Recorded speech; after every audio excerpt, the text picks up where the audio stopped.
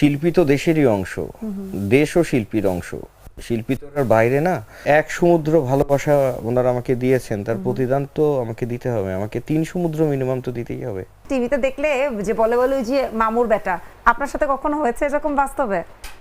হ্যাঁ, হচ্ছে, হয়। হয়। কতটুকু এনজয় করেন? করি মোটামুটি। মানে আজকে আপনাকে খুব গম্ভীর মনে হচ্ছে, এটার কারণ কি? আপনি এই যে একটা ফানি ক্যারেক্টার থেকে আস্তে আস্তে একটু ভিলেন ক্যারেক্টার করতেছেন, এই জন্য কি একটু গম্ভীর হয়ে যাচ্ছেন বেশি? না, আমি বরাবরই এরকম। সত্যি? হ্যাঁ, তারপর আবার এই 1 মাস নির্বাচনের ধকল সবকিছু মিলিয়ে খুবই ক্লান্ত। সবকিছু মিলিয়ে কেমন লাগছে? ভাবতেই পারিনি ভালোবাসাটা এভাবে বহিঃপ্রকাশ ঘটাবেন আমাদের অভিনয় শিল্পী সংঘের সদস্যরা। একযোগে এই বহিঃপ্রকাশ এবং এতটা বিশাল ব্যবধানে আমি জয়ী হব, সব কিছু মিলিয়ে প্রত্যাশার চাপটা এখন অনেক বেশি ফিল করছি। কারণ যত যেভাবে এক সমুদ্র ভালোবাসা ওনারা আমাকে দিয়েছেন, তার প্রতিদান তো আমাকে দিতে হবে। আমাকে 3 সমুদ্র মিনিমাম তো দিতেই হবে।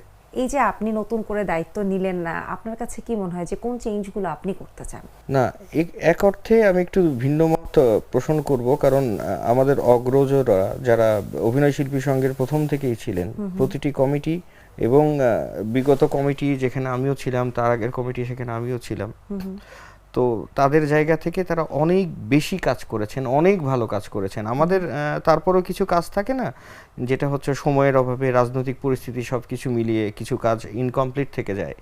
আমাদের আসলে শুরুটা করতে হবে ইনকমপ্লিট কাজগুলোকে কমপ্লিট করা, তারপর নতুন নতুন আমাদের যে কাজগুলো আমাদের যে ভাবনাগুলো আছে সেগুলোকে আমাদের এগিয়ে নিয়ে যেতে হবে, এই আর কি। এই সময়টা কি আসলে এই দায়িত্ব পালন করা, মোকাবেলা করা এবং শিল্পীদেরকে সকল প্রকার তাদের প্রত্যাশা পূরণ করে সুযোগ সুবিধা দেওয়াটা একটু বেশি চ্যালেঞ্জিং হয়ে গেছে, নাকি এই রাজনীতির প্রেক্ষাপটের প্রভাবটা আসলে সেভাবে পড়ছে না? কোনটা একটু বেশি না, এটা অনেক বেশি চ্যালেঞ্জ।